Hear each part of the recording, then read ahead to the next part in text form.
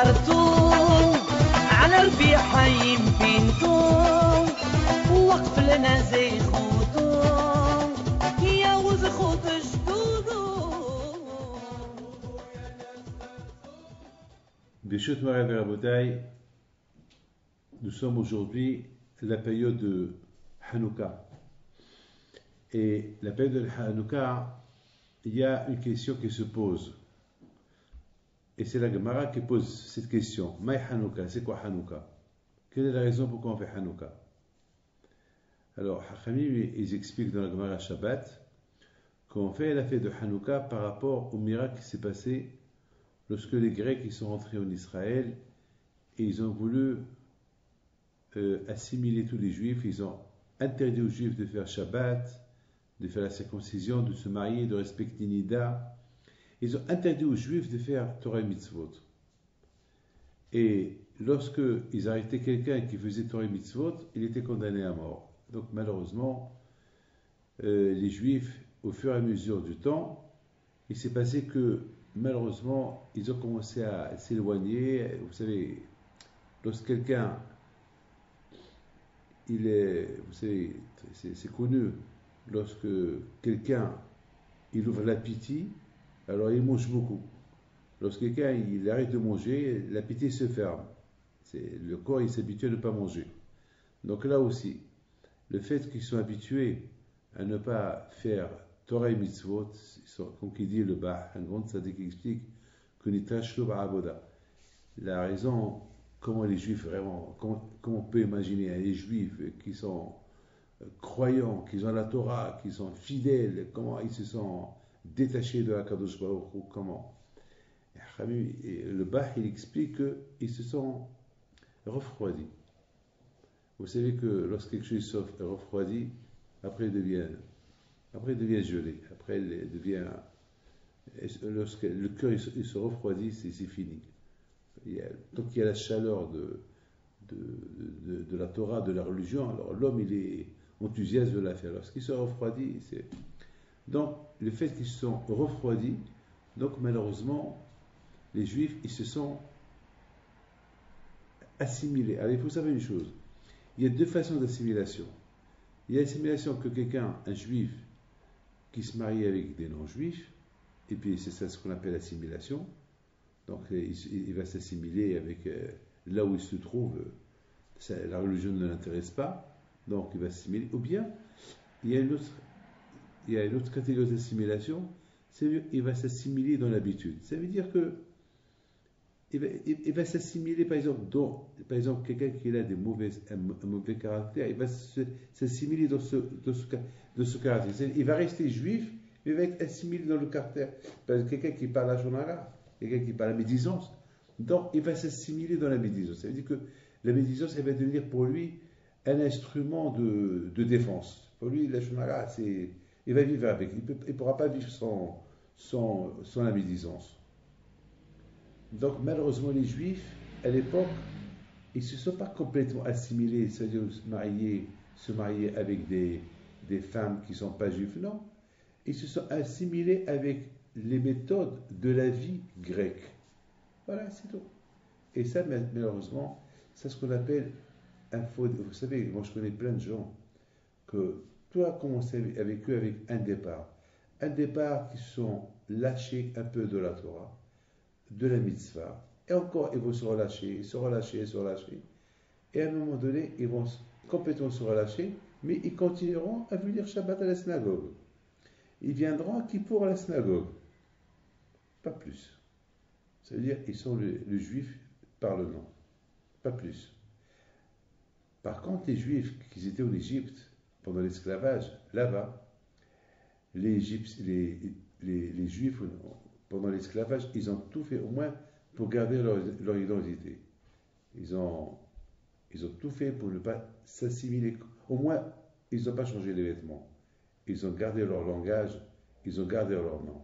Donc, au moins, quelque part, ils ont fait quelque chose, un siman, un signe en eux, pour ne pas s'adapter à la vie régulière, à la civilisation égyptienne de l'époque. Donc, au moins, alors ça même s'ils sont tombés à 49 degrés de Thomas, mais ils sont restés fidèles à Dieu. La preuve qu'à un moment donné, c'est écrit dans la Torah, ils ont crié à Kadosh Baruch Hu, et à Kadosh Baruch Hu, il a écouté leur prière. C'est-à-dire que, quand même, ils étaient croyants. Et surtout les femmes. La Gemara dit que les femmes, on les appelle tzadkaniot. Pourquoi on les appelle tzadkaniot? Ils étaient des tzadékot. Pourquoi? Parce que ils vont, ils vont, ils vont tout faire pour apaiser la souffrance de leur mari. Ils vont reconforter leur mari, ils vont dire à leur mari, si Dieu veut, ça va y aller. Hachem, il a promis à Abraham Avinu qu'après un certain temps d'esclavage, ils vont nous libérer. Donc ça veut dire que grâce aux femmes en Égypte, les femmes juives en Égypte, que les Juifs quand même, ils ont eu cet espoir-là qu'un jour ils vont être libérés. Mais à Kopanim, on voit que les Juifs en Égypte, quand même qu'ils étaient esclaves chez Paro, et Paro il a fait d'eux ce qu'il voulait, malgré tout, on voit qu'ils ont gardé quand même cette rigueur de rester juifs, de rester attachés à Dieu, même s'ils n'ont pas fait Torah et Mitzvot. Par contre, avec les Grecs, ça n'a pas marché comme ça. Avec les Grecs, eux, ils n'ont pas touché le juif pour le pousser à l'esclavage. Le contraire, ils lui ont donné toute liberté. Le contraire, ils voulaient vraiment qu'il soit libre de la religion. Alors là, c'est très grave. Là, c'est vraiment, c'est au fur et à mesure de cette liberté qu'elle est une liberté sans limite. Il s'est avéré que quelques années plus tard, presque Itiavno, la Gemara dit Itiavno, ils sont devenus carrément grecs. C'est-à-dire que la Shemishmo, c'est... Bon, en résumé, c'est ça le miracle de Hanouka. Mais il y a une question que je me suis posée. Pourquoi on fait la fête de Hanouka par rapport à l'huile? Mais il y avait beaucoup de miracles. Il y avait le miracle, vous savez, d'après Hakamim, écoutez bien, d'après nos sages,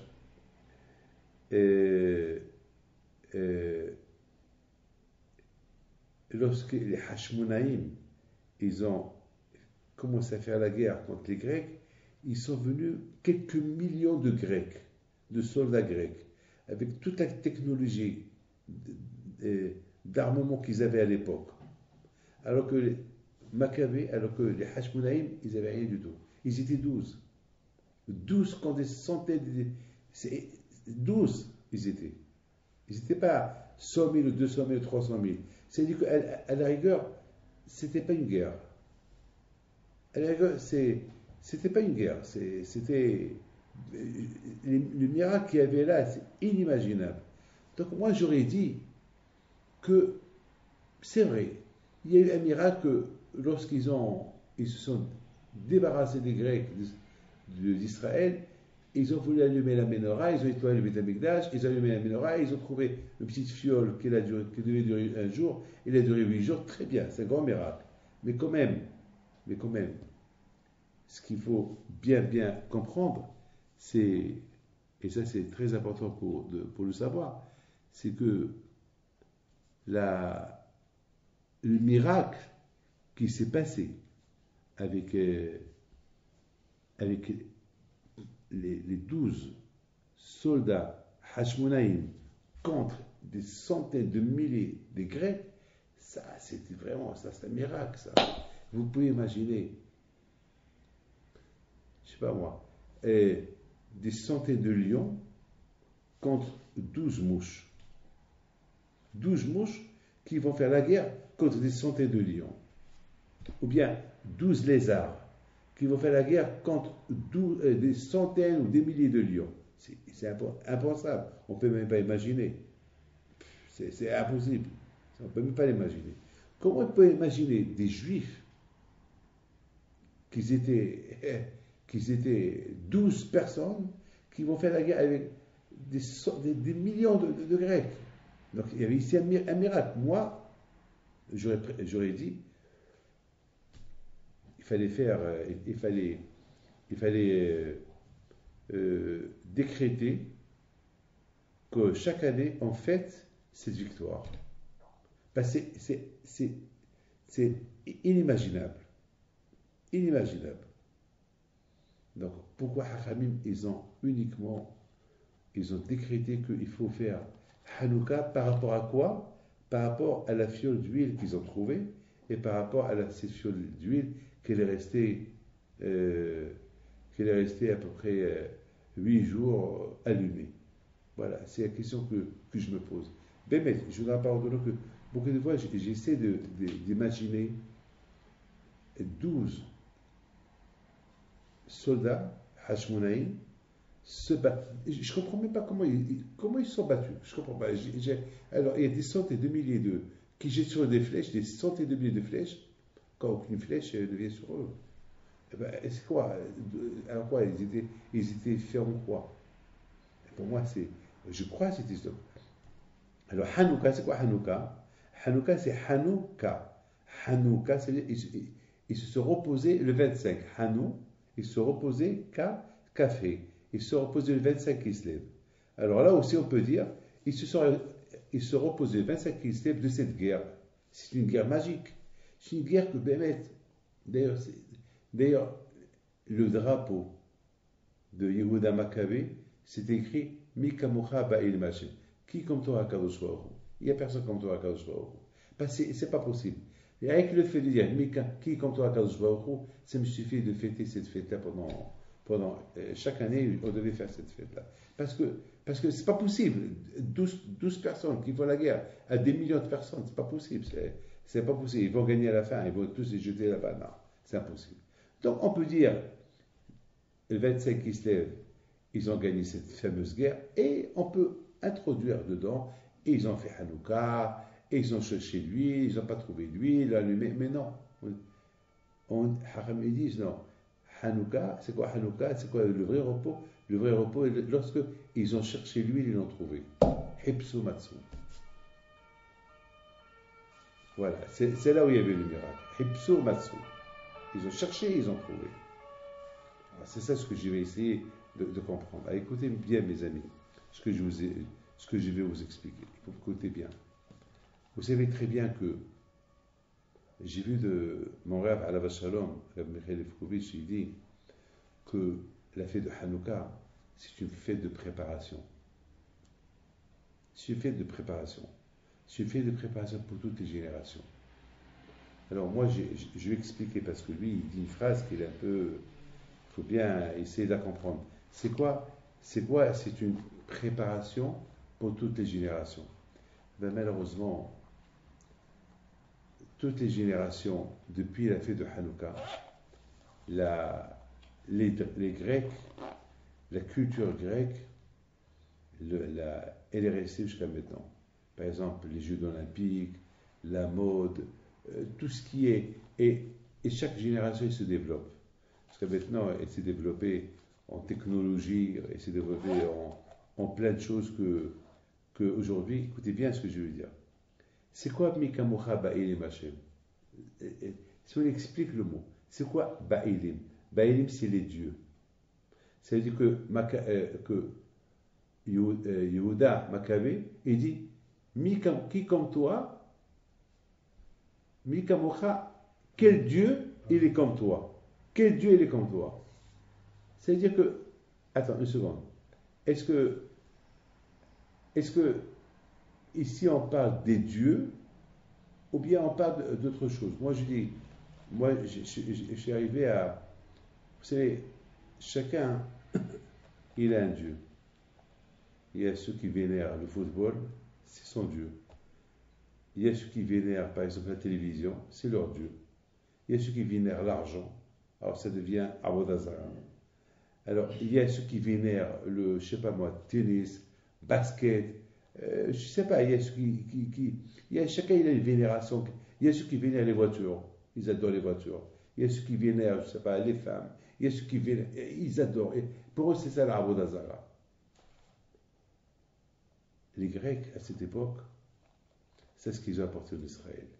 Ils ont apporté en Israël l'idolâtrie. Quelle idolâtrie? Pas l'idolâtrie vénérer le soleil ou vénérer les arbres. Ils ont apporté une idolâtrie qu'elle est, qu'elle est une idolâtrie qui n'a aucun rapport, aucun lien avec la vraie idolâtrie. Le sport. C'est bien de faire du sport. Il n'y a rien de mal de faire du sport, mais c'est très bien de faire du sport lorsque aussi tu étudies la Torah. Le surrespecter la mitzvot, c'est bien. Le contraire, c'est bien. Il y a beaucoup de rabbins qui font un peu de jogging. C'est une mitzvah de bien, to be fit, d'être en bonne et parfaite santé. C'est bien. Mais il ne faut pas que le sport devienne magique, une obsession. Il n'y a que le sport qui compte. Il n'y a que l'argent qui compte. Il n'y a que la télévision qui compte. Il n'y a que ça qui compte. Donc ça veut dire que ça devient Avodazara. C'est ce que Yehuda Maccabi a fait. Mikamuchaba et les machins. La guerre de Yehuda, ce n'était pas une guerre, une armée contre une armée. Parce qu'ici, il n'y avait pas d'armée. Yehuda ils étaient 12 contre une armée. Donc ce n'est pas une armée. Donc c'était une guerre de quoi? C'était pas une guerre, une armée contre une armée. C'est une guerre contre une idéologie. Vous avez compris? Mikamuchaba et les machins. Alors cette guerre-là, c'est une guerre pour toutes les générations. Parce que toutes les générations, il y a d'autres idéologies qui vont naître. La mode, la technologie qu'elle avance, elle avance, elle avance, elle avance. Et depuis que la technologie elle avance, la vénération à la technologie, elle est grande, Facebook, Internet, elle a fait texto, elle a fait. Je vous en parle d'honneur. Beaucoup de fois, j'attends à l'aéroport 2 ou 3 heures. Et je peux voir des gens, pendant les 2 heures ou 3 heures que j'attends, ils sont en train d'envoyer des textos. Leur tête, elle est prise. Beaucoup de fois, dans les avions, tu vois des gens qui écrivent, qui jouent. Pendant 4, 5, 6 heures, ils vont que jouer. Moi aussi, j'aime jouer, moi aussi, j'aime jouer un peu le domino. Mais c'est pas... J'ai pas passé un peu de temps pour me décontracter un peu. Vous savez, c'est pour un peu reposer un peu la tête. Mais ce n'est pas une obsession de penser qu'à ça. Donc c'est ça, mes amis, c'est ça les Grecs. C'est ça la fête de Hanouka. La fête de Hanouka, c'est quoi? La fête de Hanouka, c'est que Haramim, ne croyez pas que Haramim, ils n'avaient rien à faire. Ne croyez pas que Haramim, ils n'avaient rien à faire. Que Haramim, ça y est, ils ont voulu décréter, il faut faire la fête de Hanouka chaque année, il faut allumer 8 bougies. Vous croyez qu'ils n'ont rien à faire? Haramim, ils ont compris que les idées grecques jamais vont disparaître. Jamais. C'est ce qu'on appelle une évolution. C'est quoi l'évolution? L'évolution, ça veut dire que quand par exemple, lorsqu'on parle de la science, il y a ce qu'on appelle l'évolution de la science. La science, elle avance. Et tout avance, on avance. Même dans la technologie, tout avance. Même dans les smartphones, les iPhones, tout avance. Plus sophistiqué. Même dans les armes, la course aux armes, tout avance. Aujourd'hui, chaque pays il veut avancer, il veut qu'on l'appelle, il a 10 ans, 5 ans, 20 ans d'avance sur les autres. Donc, ils ont compris que malheureusement, les Grecs, ils ont créé une idée d'une évolution des techniques, de sciences, de sport, de mode, de tout, que ça ne va pas s'arrêter d'avancer. Ça ne peut avancer après les Grecs, c'est les Romains. Après les Romains, après c'est les Européens, jusqu'à maintenant. Ça avance. Mais malheureusement, ça peut être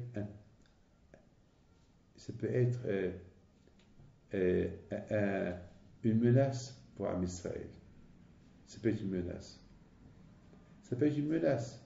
Parce que c'est quoi un juif? Un juif sans la Torah, sans qu'il soit attaché à la Torah. Imaginez-vous quelqu'un qui tombe, l'histoire d'une montagne, et il tombe, il y a ce qu'on appelle le Tom. Tom, ça veut dire il y a le Tom, il y a le vide. Et soudainement, il s'accroche à un arbre. Il se voit entre le ciel et la terre.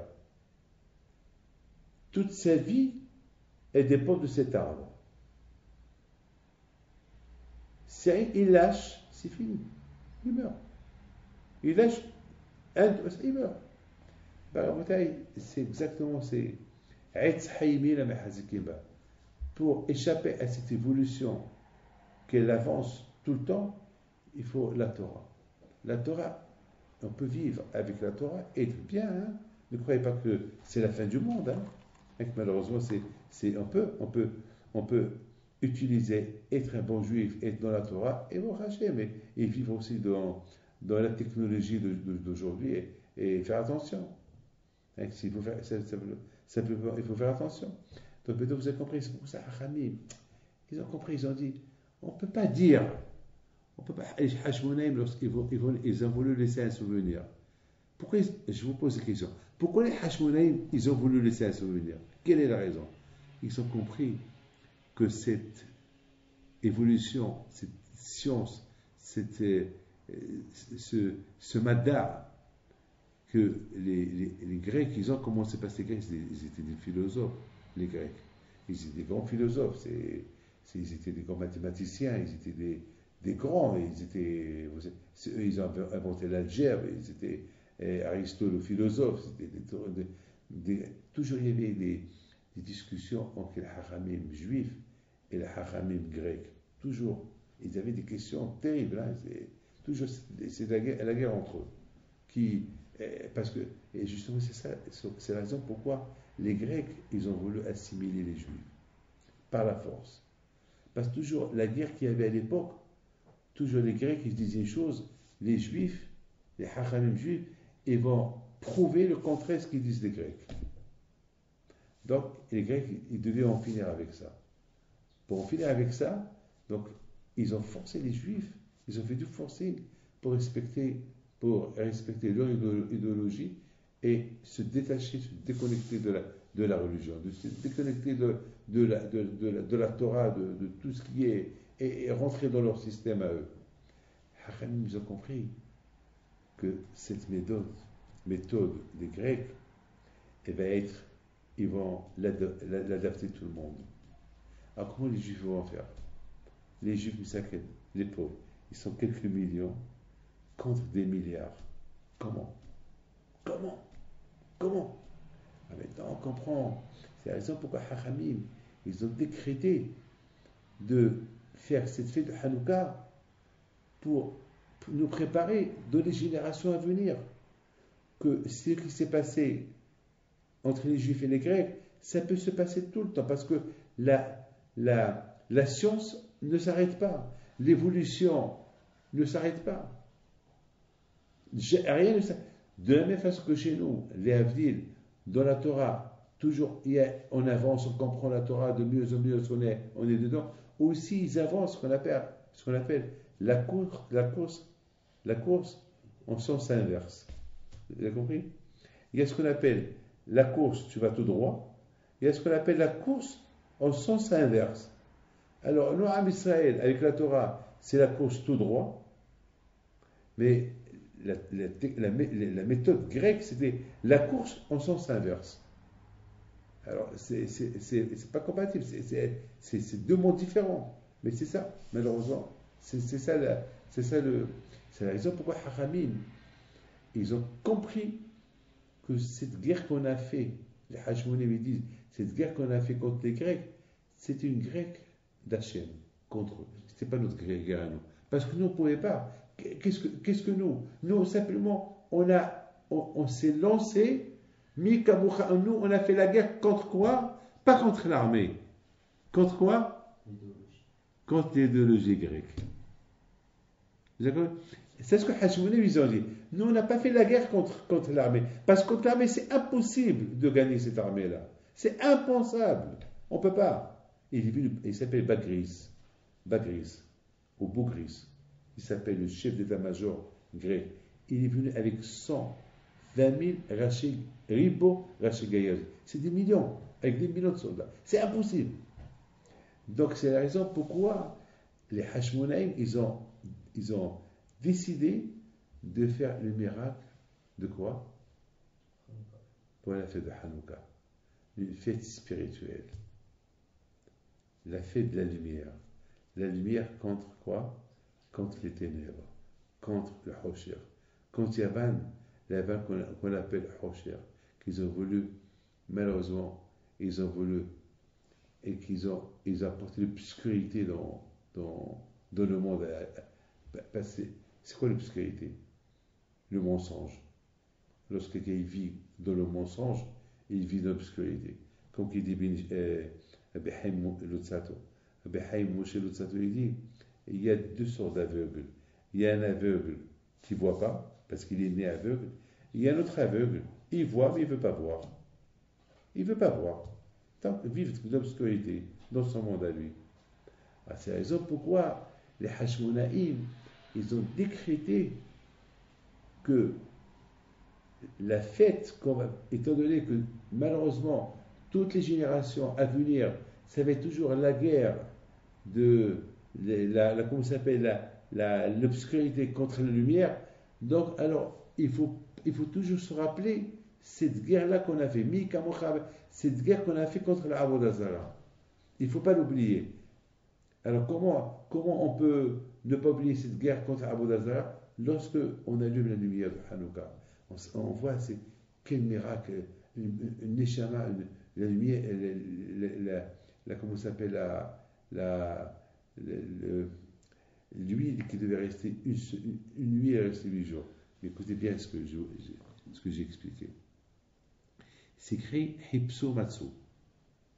Les Hashmonaïm, écoutez, les Hashmonaïm, ils ont gagné la guerre, ou pas? Maintenant, ils devaient rentrer en Israël et célébrer la victoire, ou pas? Ou pas? Qu'est-ce qu'ils ont fait? Tout de suite, Hipso. Ils ont commencé à chercher ça. Et pour eux, la guerre n'est pas contaminée. Elle n'est pas terminée. Parce que toute la guerre contre les Grecs, c'était une guerre contre leur idéologie. Maintenant, cette guerre contre l'idéologie, tu fais la guerre contre leur idéologie pour adapter ton idéologie à toi. Quelle est la Torah?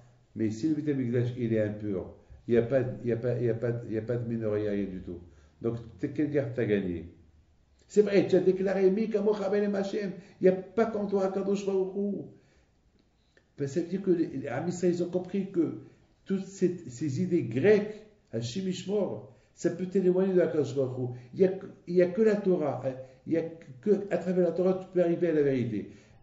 En allant aux techniques des Grecs, tu vas droit vers le mensonge. Allez, très bien, on a gagné la guerre. Ce n'était pas la guerre contre l'armée, la guerre contre l'armée, c'est Hachem qui l'a gagnée. Nous, on n'a pas gagné parce que nous, on n'a rien fait. Nous avons marché et les Grecs, ils mouraient à côté. Ah, qu'est-ce qu'on a gagné? On n'a rien gagné. Mais qu'est-ce qu'on va gagner? Maintenant, on va gagner si on va adapter et on va introduire maintenant, encore une fois, notre religion en Eretz Israël. Et par où ça commence? Par où ça commence? Il faut apporter la Shekhinah dans le Beit HaMikdash. Et pour apporter la Shekhinah dans le Beit HaMikdash, il faut nettoyer le Beit HaMikdash. Il faut allumer. Mais maintenant, on voudrait bien l'allumer. Mais avec quoi tu vas l'allumer? Il y a rien que pour un jour. Alors ils ont commencé à chercher.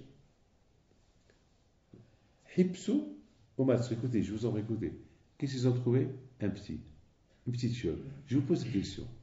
Pourquoi Kashro n'a pas fait un miracle qui trouve une grande bouteille, une grande fiole?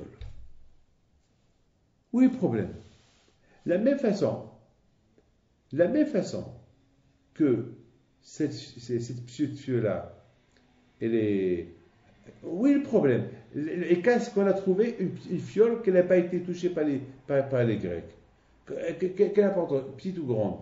Ou bien une grande qu'au lieu qu'elle reste allumée 2 jours, elle peut rester 4 jours, 5 jours, et elle est restée 8 jours.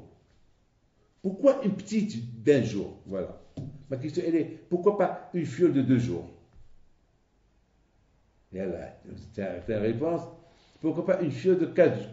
Pourquoi une fiole d'1 jour? Pourquoi une fiole d'une nuit? Une fiole de 2 jours, de 3 jours, pourquoi? La réponse, elle est, c'est qu'Hashmonaïm, il a voulu, parce que, entre vous et moi, le même miracle qui s'est passé, on trouve une petite fiole, il pouvait avoir un autre miracle, on va trouver une fiole de 8 jours, Azma, Une fiole le plus important, c'est qu'on a trouvé l'huile. Parce que les Grecs, ils ont tout cassé, et c'est là qu'on a trouvé. Waouh! C'est un miracle. Le Eka, c'est le message. Le message que les Hashmonaim, ils veulent lancer. C'est quoi le message? Le message, on a gagné la Aboudazara, on a gagné les Grecs, on les a jetés de chez nous, on ne veut pas de leur technologie, on ne veut pas de leur idéologie, on va adapter la nôtre. Et c'est quoi la nôtre? Or. Or, c'est la Torah. Ah ben voilà la Ménorah. Voilà les solutions. Vous avez compris la question? Alors pourquoi on fallait une petite fiole qui est restée 8 jours? C'est pourquoi? Il y a ici un grand message d'Akadosh Baruch Hu. C'est quoi le message? Akadosh Baruch Hu dit aux Juifs, vous savez, c'est quoi Hipsou? Hipsou, c'est Heshou Nefesh. Lorsque quelqu'un il lui arrive un problème, il faut qu'il réfléchisse. Pourquoi il se m'est arrivé ça? Pourquoi tu as perdu de l'argent? Pourquoi j'ai perdu de l'argent? Là, quelqu'un il a fait un accident. Pourquoi il a fait? Il faut toujours dire pourquoi. Il faut faire Heshou Nefesh. Parce que je ne peux pas t'apporter quelqu'un là qui, je voudrais pardonner beaucoup de fois. Je reçois des gens, ils viennent pleurer, leur fille avec un goy. Alors je dis, mais réfléchissez pourquoi vous êtes arrivé là. C'est parce qu'il n'y avait pas de Torah, il n'y avait pas de mitzvot, il n'y avait rien. C'est comme une fois, il y a une femme qui vient chez moi, elle pleure. Elle pleure que tous ses enfants l'ont abandonné, elle pleure que toute sa famille l'a abandonné, qu'elle est surtout, tous ses enfants ils sont avec des non-juifs, et elle est restée toute seule. Après, elle prend une photo et me la montre. Elle me dit, Rabbi David, regardez cette photo-là. Regardez comment nous, on était tous réunis. On était réunis. On avait tout. Voilà, on était heureux, on était contents, on avait tout ce qu'il faut. Voilà, maintenant, je suis seul à la maison. Et je vois la photo. Je dis, madame, tu peux voir bien la photo? Elle me dit, oui, je vois. Et voilà, c'est tous mes enfants, mes filles, lorsque tous on était unis, réunis, heureux, bien. J'ai dit, cette photo-là, elle a été prise après ça. Elle m'a dit, c'est vrai, comment vous savez? Je sais parce que dans la photo, je vois la haros, je vois les matzot, je vois. Et voilà. Ah oui, c'est vrai. Mais j'ai dit, mais vous voyez, vos enfants, qu'est-ce qu'ils sont en train de voir? Ils sont en train de voir un match de football. Voilà la télévision qu'elle a allumée. À Pessah, ils donnent le dos à la table. C'est cette éducation que tu as donnée à tes enfants. Pessah, c'est la fête de la libération. Au lieu qu'on parle à Pessah de tout ce que les miracles que Hachem a fait avec nous à Pessah, de quoi ils sont en train de parler? Du football. Alors, vous avez compris? Il faut toujours savoir que, Hasbi Shalom, lorsqu'il y a un problème, n'importe, que ce soit un problème spirituel, ou matériel, ou physique, il faut réfléchir. Pourquoi ça s'est arrivé? Il doit y avoir des raisons. Akadosh Baruch Hu, il a voulu envoyer un message. Alors, bien sûr, les Hashmonaïm, ils ont commencé à réfléchir. Mais pourquoi ces Grecs, quand même, nous, on est des Juifs, on a reçu la Torah, on a le Beth Amikdash, comment ces Grecs, ils sont arrivés presque à nous assimiler? Comment? Et en plus, regarde ce qu'ils ont fait au Beth Amikdash. Donc, quel était le Beth Amikdash? Et tout ce qui respectait Shabbat ou Nida, il a été tué. Mais pourquoi? Pourquoi? Hipso. Ils ont commencé à faire Hijwa Nefesh. Ou Masso. Ils ont trouvé la réponse. C'est quoi la réponse? Ils ont trouvé parchemin. Une petite fiole. C'est-à-dire que quand il a voulu leur dire, vous êtes devenus très petits. Votre émouna, elle s'est beaucoup affaiblie. Vous étiez des grands, et au fur et à mesure que vous avez commencé à suivre l'idéologie grecque, vous avez commencé à s'affaiblir, et à devenir petit. C'est que vous êtes devenu un petit parcatan invisible. Et voilà, ça c'est la façon comme j'ai compris cette fois-ci la Hanouka. Voilà, Hipsu Matsu. Ils ont trouvé que c'était ça le message. Donc si c'est ça le message, alors que je trouve qu'est-ce qu'il a fait? Il dit maintenant, je vais vous agrandir. Comment je vais vous agrandir? Et maintenant, la bougie, elle va rester allumée 8 jours. 8, c'est Shmona. Shmona, Shemona, c'est les mêmes lettres de Neshama. C'est ce que je lui ai dit maintenant, je vais remettre votre Neshama à niveau. À niveau. C'est maintenant que je lui ai dit, maintenant je vais vous mettre à niveau. Alors maintenant, lorsque les Hashmonaïm, ils ont vu ce miracle, alors qu'est-ce que c'est mieux? De faire la fête pour la victoire, célébrer la fête de la victoire contre les Grecs, ou bien célébrer une fête pour nous rattacher toujours à Kadosh Baruch Hu, un message qui va rester de génération en génération. Alors c'est la raison pourquoi les Hashmonaïm, ils ont décrété, ils ont dit, à partir de maintenant, chaque année, et ça les Hachamim, ils disent que celui qui a le bien à Hanouka, il aura des enfants de Tzadikim. Et Michael Levkovitch, à Shalom, il restait des heures et des heures en face de Hanouka. Et lorsqu'il allumait, il était tellement émotionné, il a commencé à pleurer comme un bébé. Alors, moi, je me suis posé une question, bébé, ce matin. J'ai dit, mais pourquoi il va pleurer comme un bébé? Moi, je n'ai jamais pleuré. Moi, j'allume à Hanouka et je chante. Ma'ozo Yeshua. Je chante. Et je dis, Hanerot, je chante. Et lui, il pleure. Mais il pleure de joie. Vous avez compris? Je n'ai pas compris. Pourquoi? Alors finalement, j'ai compris. J'ai dit, Michael Levkovitch à la Shalom, tellement qu'il kiffe la Torah, il la kiffe tellement, il adore tellement la Torah, jusqu'à que lorsqu'il pensait, tu te rends compte que les Grecs, ils ont voulu nous séparer de la Torah, et bon, Hachem, Hakadosh il a fait des miracles avec nous, on ne s'est pas séparés, tellement qu'il était heureux, c'est qu'il pleurait de joie. Alors ça veut dire que nous, malheureusement, le fait que on n'a pas cette étraction, on n'a pas ces émotions-là qui vont le faire pleurer, c'est qu'on est encore loin de l'amour de la Torah. Alors comment on peut être proche et aimer la Torah? Ben, il faut bien l'appliquer. Il faut l'appliquer. Vous savez comment tu peux mesurer combien tu es, petit, grand ou moyen, selon comment tu aimes les mitzvot. Tu peux te mesurer. C'est comme par exemple, je veux mesurer ta taille. Je peux savoir. Je veux mesurer. Aujourd'hui, on mesure tout. Je veux mesurer par exemple une jambe. N'importe mesure et on mesure. Comment je peux mesurer ma hachamaï, ma crainte de Dieu? Comment je peux mesurer mon amour à Dieu? Comment? Ben, combien je m'investis dans la Torah, dans les mitzvot. Qu'est-ce que je sens pour eux? Et je les fais avec joie. Comment je les fais? Comment je suis avec? C'est ça c'est comme ça qu'on mesure.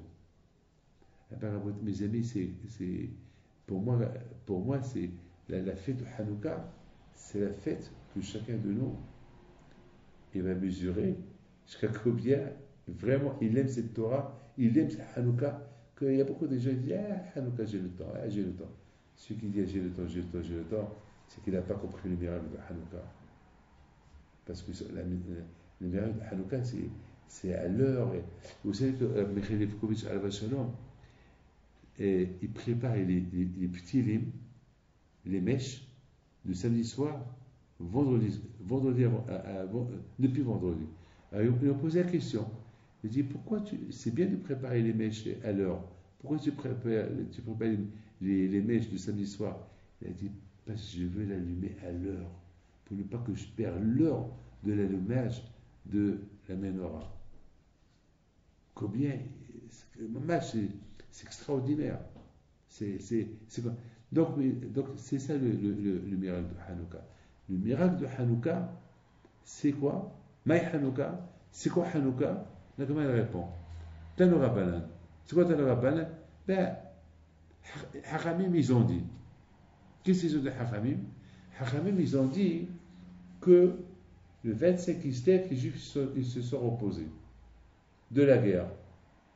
Mais, étant donné que cette guerre-là n'était pas leur guerre, puisqu'ils n'ont pas fait la guerre, parce qu'ils étaient tous contre des centaines de milliers. Donc c'est la guerre d'Akashro. Donc pour eux, la guerre n'est pas terminée. Alors c'est quoi la guerre? Puisqu'eux ils ont fait la guerre contre l'idéologie grecque. Ah mais il faut aller chercher. Il faut maintenant nettoyer le Beth Amikdash. Mettons que tu as fait la guerre contre l'idéologie, contre l'obscurité grecque, et Hachem, il a fait sa guerre, à toi de faire ta guerre. Et c'est quoi ta guerre? Nettoyer le Beth Amikdash. Et étant donné que chaque juif, il s'appelle Mikdash Me'at, donc ça veut dire, il faut chercher sur soi-même. Donc ils ont commencé à chercher, et ils ont trouvé les raisons pour qu'ils sont tombés, et ils ont trouvé qu'est-ce qu'ils vont faire maintenant pour faire le tikkun. Et c'est quoi le tikkun? Il faut allumer celle-là. Il faut allumer ces petites filles-là, parce qu'ils ont compris maintenant combien ils sont petits. Malheureusement, presque ils ont perdu leur neshama. Presque ils l'ont perdu. J'ai vu dans des livres de Kabbalah qui disent que il y avait des miracles pour que ces petites filles-là, elles restent. Et j'ai vu dans des livres de Kabbalah qui disent que si les Grecs restent, ils auraient détruit cette fiole-là, ça aurait été fini les Juifs.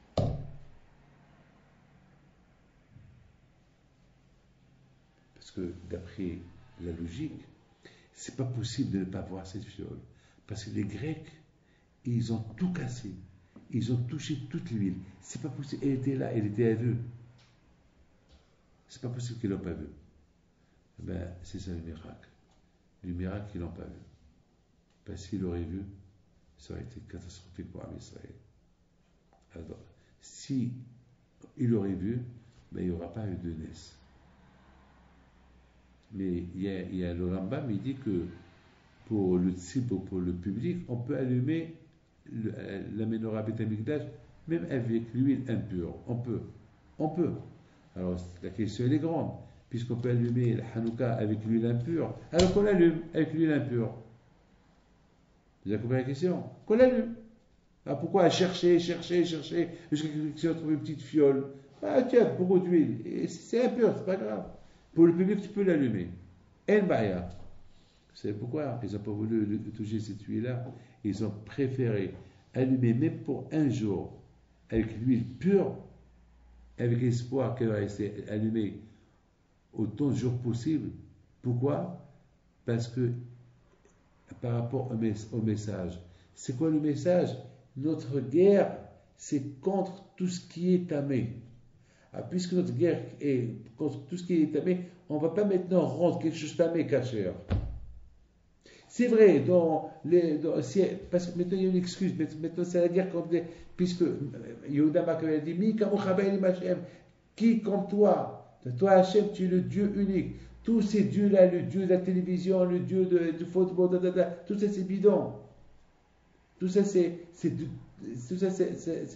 ne peut que détourner de Akadosh Baruch Hu. Il n'y a pas comme toi Akadosh Baruch Hu. Donc ça veut dire que les Maccabis, les Hashmonaïm, maintenant ils ont décrété que maintenant on n'apporte que la Kdusha. Il n'y a que la Kdusha. Alors si la Kdusha, il faut allumer avec de l'huile pure. Pas impure. C'est un problème. Et Akadosh Baruch Hu l'a compris. C'est la raison pourquoi Akadosh Baruch Hu a fait avec lui un miracle, il est resté allumé. Voilà. Allez, que Akadosh Baruch Hu vous donne bracha v'atzlacha. Et on peut souhaiter Shana Tova. Parce qu'on dit que les livres qui sont ouverts à Rosh Hashanah, ils se ferment rien après Hanouka. C'est bizarre, hein? Pourquoi? Parce que Hanouka, c'est la fête de la Torah.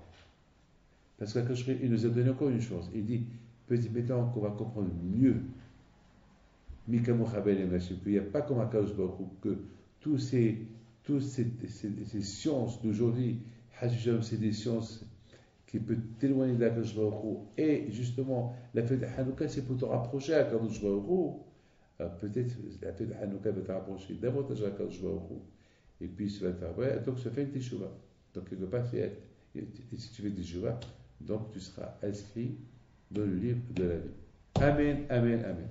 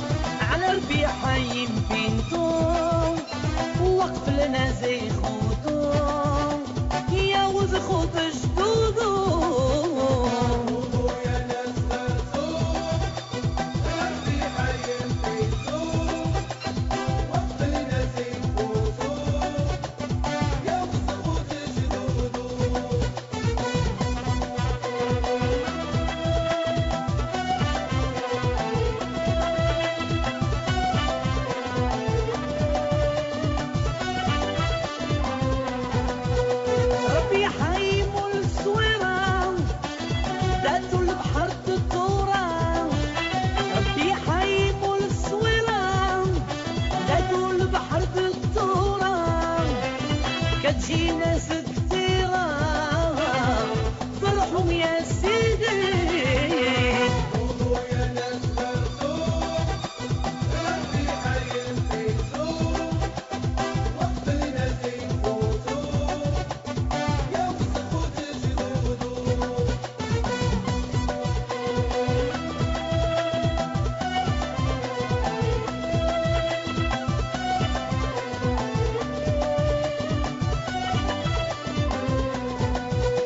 ربي حيبو للنور الناس كتجي كتزور ربي حيبو للنور الناس كتجي كتزور من صبحي الدور افرحهم يا سيدي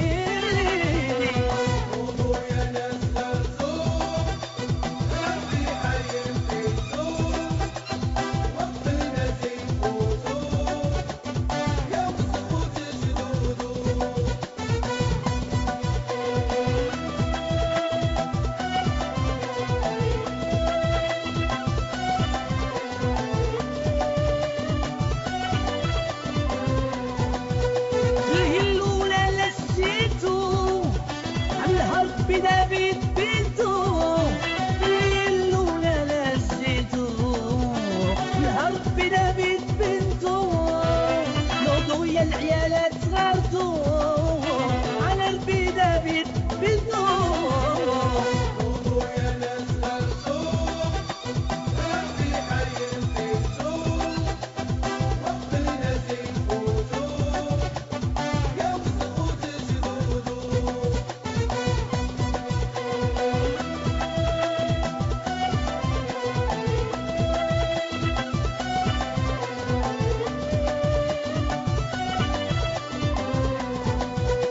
ربي دافيد يا الحنين يحن على كل مسكين ربي دافيد يا الحنين يحن على كل مسكين يحدي البركة في الحين ربي حايم حنا ومسوقين نوضو يا ناس صغارتو على ربي حايم بنتو وقت الناس يخوضو يا وزخوت جدودو ايهو مبروك علينا هذه البداية مازال ايهو مبروك علينا هذه البداية مازال ايهو مبروك علينا هذه البداية مازال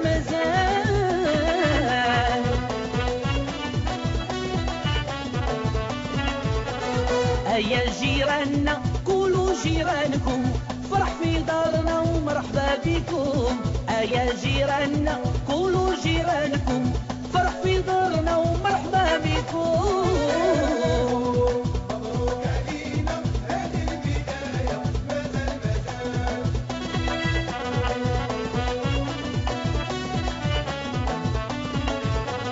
ايهو مبروك عليك هاد اللي الاولى مازال ايهو مبروك علينا هاد اللي الاولى مازال هو جاي دوينا هو جاي دوينا يفرحنا يباركنا يعفو علينا يزوجنا يداوينا ايه ايه ايه ايه وي وي وي